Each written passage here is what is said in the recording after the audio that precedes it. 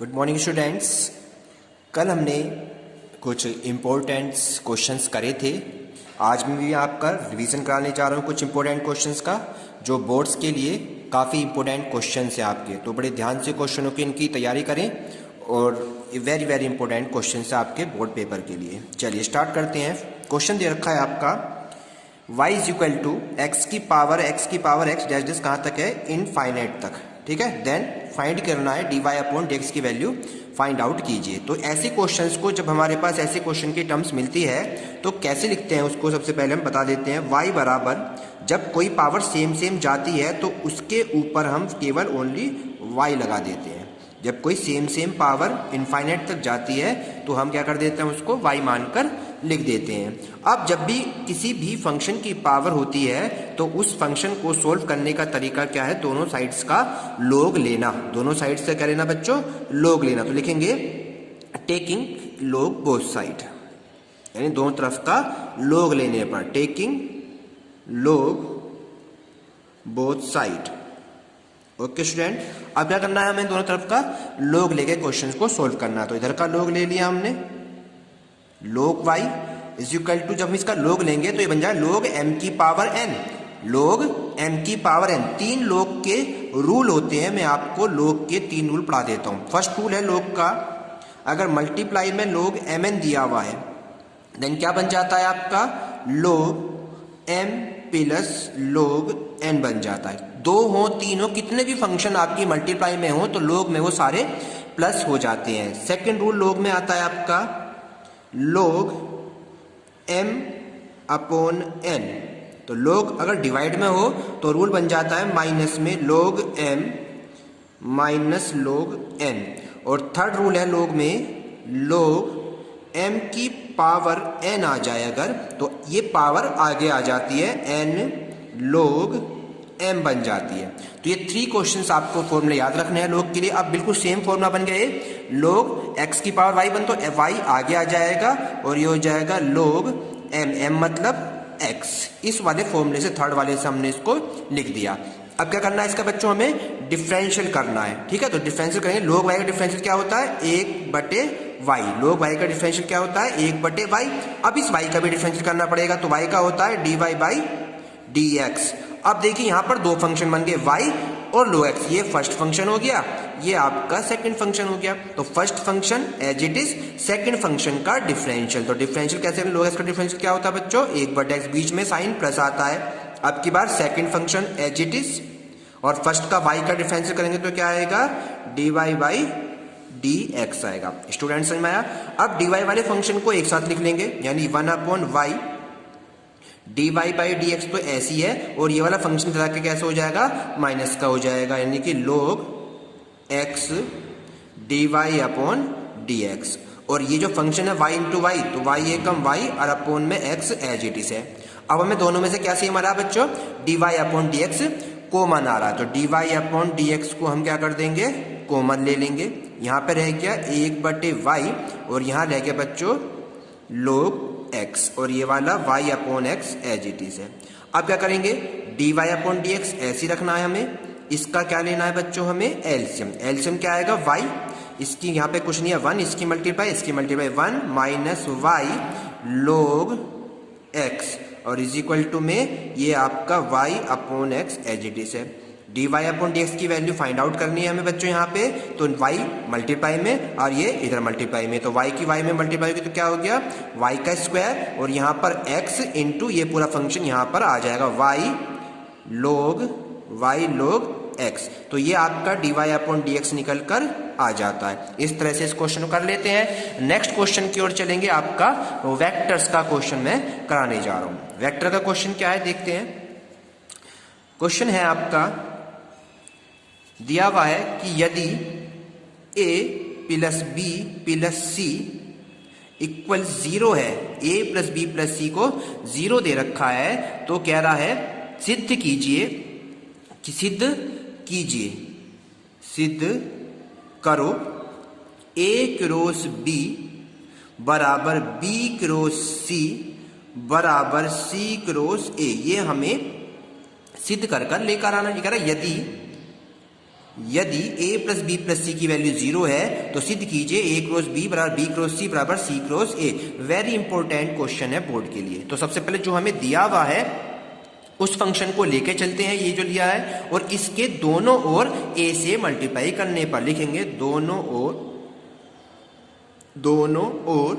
a से गुणा करने पर, दोनों तरफ a से मल्टीप्लाई, यानी इधर भी a से मल्टीप्लाई और इधर भी लिख देता हूं पहले a मल्टीप्लाई का साइन और a plus b plus C, और इधर भी जब a में 0 से मल्टीप्लाई करूं तो क्या आएगा इसका आंसर, तो यहाँ पे बच्चों 0 ही आएगा।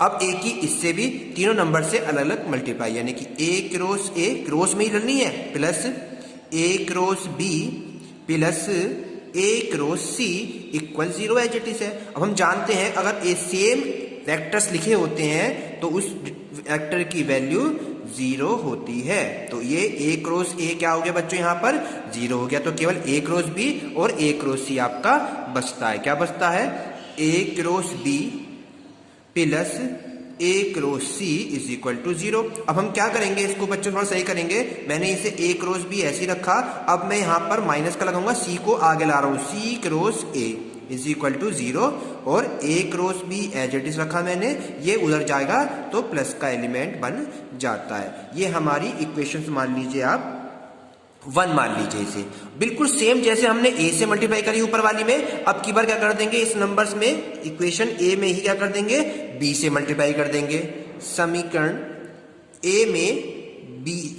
a में वेक्टर b से गुणा करने पर, अब की बार उसी में b से गुणा कर देंगे। यहाँ पे जहां a से करी थी अब की बार b से कर देंगे, तो b cross a plus b plus C, और इधर तो आपका 0 ही रखना है। फिर क्या करेंगे, यहाँ पे b की a से मल्टीप्लाई तो क्या हो गया, b cross a plus b की b में करेंगे तो b cross b plus b की c में करेंगे तो b cross c is equal to 0। फिर से b क्रॉस b आ गया, और b क्रॉस b क्या होता है बच्चों आपका 0 होता है, तो b क्रॉस b को 0 लिख दिया। और बाकी यहाँ पे बचा b क्रॉस a, यहाँ बचा b क्रॉस c, और बाकी 0 रह गया। अब क्या करेंगे, इस b क्रॉस a को ऐसे रखने के लिए a क्रॉस b कर रहा हूं मैं यहाँ पे फिर से, तो यहाँ पे मैं क्या करूंगा, इसे a क्रॉस जब b करता हूं तो माइनस का साइन आ जाता है, और बाकी b cross c as it is है। अब मैं क्या करूंगा, a क्रॉस b को प्लस का बनाने के लिए उसको मैं उधर ले जाऊंगा, तो प्लस का हो गया a क्रॉस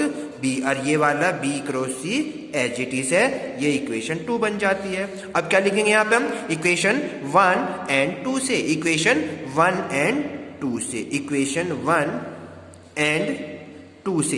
देखो ये भी a क्रॉस b के बराबर है, ये भी a क्रॉस b के बराबर है, दोनों क्या है a क्रॉस b के बराबर आ गए, तो दोनों से क्या हो जाएगा, a क्रॉस b बराबर हो जाएगा b क्रॉस c बराबर क्या हो जाएगा, c cross a।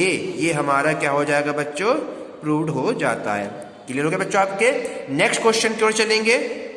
Next question है आपका यहाँ पे इंटीग्रल के ऊपर, वेरी वेरी इंपॉर्टेंट क्वेश्चन है। अब जो मैं इंटीग्रल आपको कराने जा रहा हूं, ठीक है बच्चों। चलिए स्टार्ट करते हैं क्वेश्चन नंबर 3 की ओर। लिखा है इंटीग्रल कीजिए dx अपॉन में a साइन x प्लस का b कोस x, कह रहा इसका इंटीग्रल कीजिए। अब इंटीग्रल इसका कैसे करना होता है उसको मैं समझा देता हूँ। फंक्शंस को थोड़ा हमें तैयार करना होता है, याद रखना होता है कि फंक्शन में किस तरह से कर सकते हैं। तो हम क्या करेंगे, यहाँ पे मान लेंगे, माना a, इस a और b जो है इनको हटाएंगे, तो a को मान लिया हमने यहाँ पे r cos theta and b को मान लिया r साइन थीटा। ठीक है बच्चों, इसे इक्वेशन 1 और 2 मान लीजिए। a को क्या मान लिया हमने बच्चों, r कोस थीटा, b को मान लिया r साइन थीटा। इक्वेशन 1 का स्क्वायर करके और इक्वेशन 2 का स्क्वायर करके प्लस कर दो इन दोनों को जो माना है। तो इधर का इधर स्क्वायर कर देंगे, इधर का इधर स्क्वायर कर देंगे, तो इधर हो जाएगा a square plus b square, इधर हो गया a square plus b square. ठीक है, और जब इधर स्क्वायर करूंगा तो क्या आएगा, r का स्क्वायर आएगा, और ब्रैकेट में क्या आएगा बच्चों यहाँ पे, cos square theta plus sine square theta आएगा। और a cos square plus sine square की मान क्या होता है, 1 होता है। तो ये हो गया a का स्क्वायर प्लस b का स्क्वायर बराबर r का स्क्वायर। पहले इसको यहाँ पे लिखना है। अब की बार समीकरण 2 और 1 जो थी इन्हीं को दोनों को डिवाइड कर देंगे। समीकरण 2 को 1 से भाग दे देंगे अब की बार, तो भाग देंगे तो क्या बन जाएगा 2/1, 2/1 यानी साइन बटे कोस क्या हो जाएगा tan थीटा हो जाएगा और b/a हो जाएगा। क्या हो जाएगा b/a हो जाएगा। यहां तक सबको क्लियर होना चाहिए। इसको हम क्या लिख सकते हैं बस r बराबर जब इसका स्क्वायर आते हैं तो ये अंडरवुड बन जाता है। इस तरीके से हमने इसको लिख दिया। अब हम चलते हैं क्वेश्चन की तरफ। ये सारी वैल्यूज हम कहाँ करेंगे क्वेश्चन में पुट करने वाले हैं। ठीक है बच्चों, क्वेश्चन था ये वाला।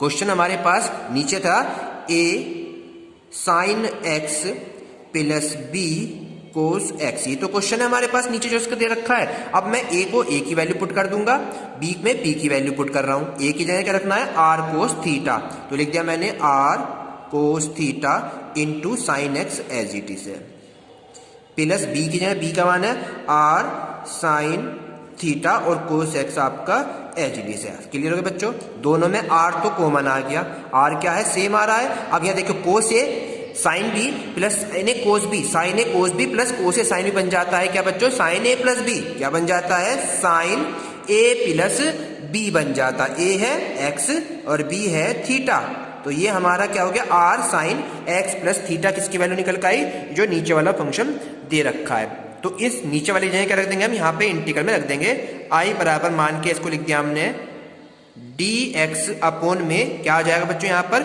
r sine x plus theta. Okay student, अब इसका इंटीग्रल कैसे करना है वो कहता हूँ। r जो है कांस्टेंट टर्म है, इसको बाहर लिख लीजिए, r कांस्टेंट टर्म है और साइन को उल्टा करेंगे, साइन का उल्टा बन जाता है कोसेक। क्या बन जाता है बच्चों कोसेक बन जाता है साइन का उल्टा, और ये वाला dx ऐसी है। अब क्या करना है इसका हमें इंटीग्रल करना है। तो कोसेक थीटा या कोसेक एक्स के रेस्पेक्ट में कर रहे हैं, तो कोसेक एक्स का जो इंटीग्रल होता है वो होता है लोग साइन एक्स, लोग में साइन सॉरी लोग में टेन एक्स बाई टू यानी एक्स प्लस बाई टू जाता है। तो एक्स बाई टू क्या है, एक्स पूरा फंक्शन है, ये एक्स बाई टू क्या हो जाता है कोसेक का इंटीग्रल हमें याद रखना है। कोसेक का इंटीग्रल क्या होता है, तो क्या होता है अगर एक्स की बात कर रहे हैं तो एक्स में करेंगे तो वो होता है log tan x by two plus C. ये हमारा इंटीग्रल होता है कोसेक एक्स का लोग टेन एक्स बाई टू। तो ये लिखेंगे लोग टेन एक्स है ये पूरा फंक्शन, यानी कि x by two plus theta by two, x by two plus theta by two plus constant term of C रख देंगे। आर की वैल्यू हमने निकाली हुई है, आर की वैल्यू कितनी निकाली बच्चों यहाँ पे ए स्क्वायर प्लस बी स्क्वायर का अंडरवुड। तो इस आर की जगह रख देंगे हम ए का स्क्वायर प्लस बी का स्क्वायर का रूट। लोग एच इट इज है हमारे पास में, टेन एच इट इज है हमारे पास में, x by to H it is है हमारे पास में। अब यहाँ पे हमारे पास क्या रह गया थीटा, और थीटा की वैल्यू कहाँ से निकालेंगे हम जो मैंने साइन और कोस में बताई थी आपको। तो क्या लिख देंगे इसकी जगह हम यहाँ पे 1/2 टेन इनवर्स बी अपॉन ए। कैसे आया ये 1/2 तो ये रहा, और थीटा की वैल्यू कहाँ है ये रही। थीटा की वैल्यू कितनी है बच्चों यहाँ पे टेन इनवर्स बी अपॉन ए। ये टेन इधर का इनवर्स बन गया बी बटा ए, तो थीटा की वैल्यू कितनी बन गई बी अपॉन ए, और 1/2 इसका ऐसी है थीटा की निकल गया टेन इनवर्स बी अपॉन ए प्लस सी। तो ये क्या हो गया बच्चों हमारा आंसर बन के आ जाता है। वेरी वेरी इंपॉर्टेंट क्वेश्चन है, बड़े ध्यान से क्वेश्चन को आपको करना है। अब हम नेक्स्ट क्वेश्चन की ओर चलने वाले हैं। चलिए नेक्स्ट क्वेश्चन है आपका डिफरेंशियल का क्वेश्चन है। नेक्स्ट क्वेश्चन कैसा आएगा आपका डी बाई डी एक्स कीजिए, डी बाई डी एक्स करना है ई की पावर साइन एक्स स्क्वायर का डिफरेंशियल कीजिए, ई की पावर साइन एक्स स्क्वायर का अवकल गुणांक ज्ञात कीजिए। तो कैसे करेंगे, अब ये देखिए ई की पावर है और ई की पावर एक्स का डिफरेंशियल क्या होता है ई की पावर एक्स ही होता है। तो पहले तो हम इसको एज इट इज रख देंगे, लेकिन ये एक्स नहीं ये है पूरा साइन एक्स स्क्वायर। अब डी बाई डी एक्स किसका करना है बच्चों हमें साइन एक्स स्क्वायर का करना है। तो ये वाला फंक्शन एज इट इज है ई की power sine x square as it is रखा हमने यहाँ पे। अब ये बन गया साइन एक्स, इसे समझ लीजिए यहाँ पे ये क्या बन गया बच्चों साइन एक्स बन गया। तो साइन एक्स का डिफरेंशियल क्या होता है कोस एक्स। अब ये एक्स स्क्वायर का भी डिफरेंशियल करना होगा हमें, यानी कि D by D x of x square. तो ई की पावर साइन एक्स स्क्वायर ऐसी रखा इंटू कोस एक्स स्क्वायर ऐसी रखा, और एक्स स्क्वायर का डिफरेंशियल क्या एक्स की पावर एन से N x N minus one यानी 2 आगे और इसमें से एक पावर कम। तो बस सीक्वेंस में 2x को आगे लिख लीजिए फिर इसके बाद कोस एक्स स्क्वायर लिख लीजिए और फिर ई की पावर साइन एक्स स्क्वायर। ये हमारा क्या बन जाता है बच्चों, आंसर बन जाता है। नेक्स्ट क्वेश्चन चलते हैं हम वेक्टर की ओर। वेक्टर में हमारा क्वेश्चन दे रखा है, कह रहा है त्रिभुज का क्षेत्रफल निकालना है। यदि दो वेक्टर हैं i प्लस 2j प्लस का 3k, एक वेक्टर तो है ये, इसको हम a वेक्टर को मान लेते हैं, और दूसरा वेक्टर b दे रखा है इसने, b की वैल्यू है 4j प्लस का 3k। ये दो वेक्टर्स हैं a एंड b, और कह रहा है कि इस त्रिभुज का क्षेत्रफल ज्ञात कीजिए। तो त्रिभुज का क्षेत्रफल कैसे ज्ञात करते हैं उसका फॉर्मूला मैं बता दे। त्रिभुज का क्षेत्रफल का फॉर्मूला क्या होता है बच्चों, 1/2 a क्रॉस b का मोड़। क्या होता है त्रिभुज क्षेत्रफल, 1/2 a क्रॉस b का मोड़। अब a क्रॉस b निकालेंगे पहले, फिर उसका मोड़ निकालेंगे, और a क्रॉस b कैसे निकालते हैं ये मैंने आपको सिखाया हुआ है। तो a क्रॉस b को हम डिटरमिनेंट की फॉर्म में बनाते हैं। डिटरमिनेंट की फॉर्म में पहले ऊपर क्या लिखते हैं, i j एंड k, और i में यहाँ पे वैल्यू कितनी रखी है इसकी, i के पास 1, फिर दूसरे में यहाँ 2, फिर यहाँ पे 3, और लास्ट में यहाँ पे i तो है ही नहीं, तो i कितना हो गया 0, j कितना है 4, और k कितना है यहाँ पे 3 हो गया। अब इसको ओपन करना है। ओपन कैसे करते हैं, डिटरमिनेंट के जैसे करते हैं, बिल्कुल सेम।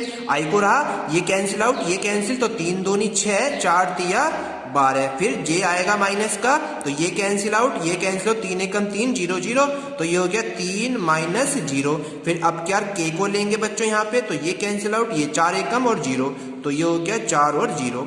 6 में से 12 जाएंगे तो माइनस के 6 आई आता है, 3j हो गया यहाँ पर 3j, और 4k हो जाता है। ये आपका क्या निकल का आया बच्चों, यहाँ पर a क्रॉस b का वैल्यू निकल के आई। अब हमें निकालना क्या है, a क्रॉस b का मोड़ करना है। मोड़ कैसे निकलता है, इनके कोफिशिएंट का स्क्वायर होकर अंडर रूट हो जाता है, यानी 6 का स्क्वायर, माइनस का तो कोई प्रॉब्लम नहीं है, फिर 3 का स्क्वायर, यानी माइनस का तो प्लस ही हो जाना है, और प्लस 4 का स्क्वायर। 6 का स्क्वायर कितना होता है 36, 36, 3 तिया 9, 4 चौक 16।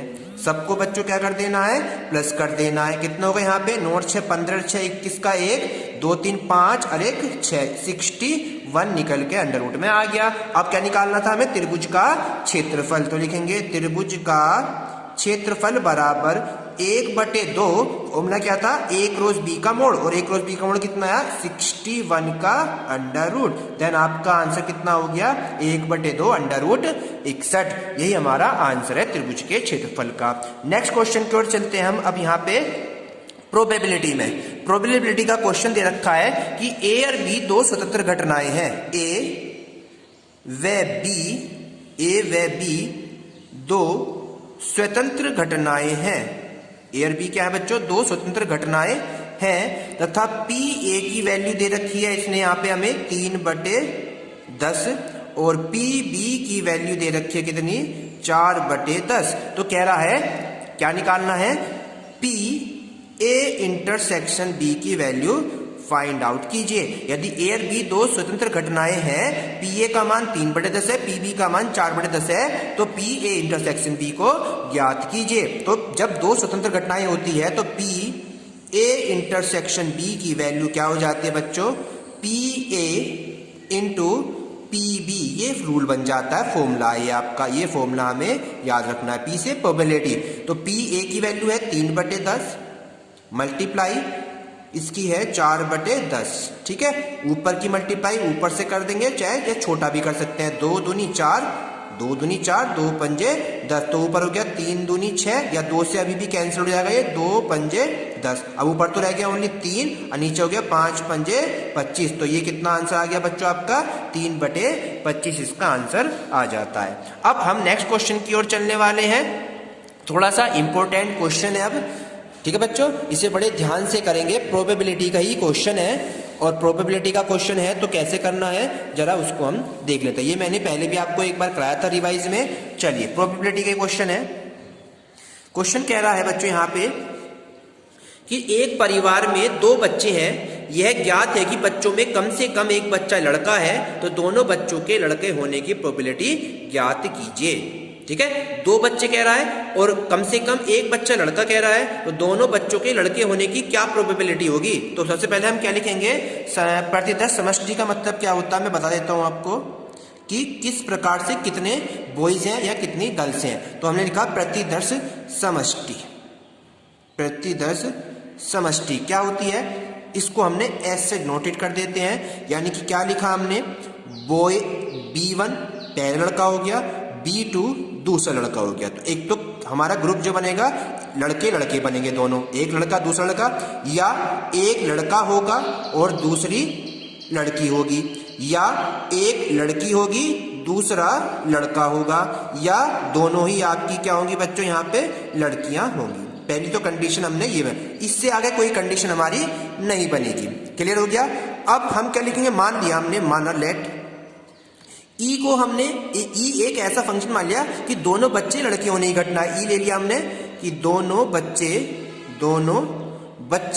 लड़के होने की घटना, दोनों बच्चे क्या है लड़के होने की घटना है। ये तो मान लिया हमने किसको बच्चों यहाँ पे ई को मान लिया, और एक मान लिया एफ को हमने ले लिया कि केवल एक बच्चा लड़के होने की घटना है, एक बच्चा लड़का होने की घटना है, ये हमने मान लिया एफ को। ठीक है बच्चों, अब हमें करना क्या है, यहाँ पे ई और एफ हमारे पास निकल गए हैं। ई क्या होगा, ई हमारे पास ना दोनों बच्चे लड़के होने की घटना, तो दोनों बच्चे लड़के कब हैं, केवल एक ही तो कंडीशन है B1 B2, तो ये हो गया यहाँ पे B1 और B2 जो है ये केवल एक लड़के होने की घटना है।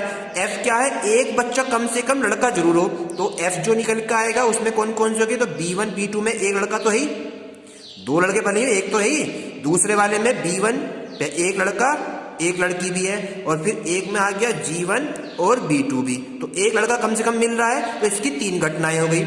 इसकी कितनी घटना होगी बच्चों, यहाँ पे 3 घटना हो गई। अब एक रह गया लास्ट हमारे पास E इंटरसेक्शन F। सेम क्या आ रहा, दोनों में सेम क्या आ रहा हमारे पास, लड़के लड़के दोनों सेम आ रहे हैं, तो ये वाली घटना हो गई सेम वाली इंटरसेक्शन। अब नंबर ऑफ ई कितने हैं, नंबर ऑफ ई केवल एक ही तो है 1, नंबर ऑफ एफ कितने हैं, नंबर ऑफ एफ है 1 2 3, तो इसके होगी 3 प्रोबेबिलिटी। ठीक है, और नंबर ऑफ इंटरसेक्शन बी कितने हैं, इंटरसेक्शन एफ जो है वो भी 1 आ जाते हैं। इतनी बात समझ में आई बच्चों आपके। अब हमें निकालनी है अभिष्ट प्रोबेबिलिटी। अभिष्ट प्रोबेबिलिटी क्या होगी, लिखेंगे अभिष्ट प्रायिकता। अभिष्ट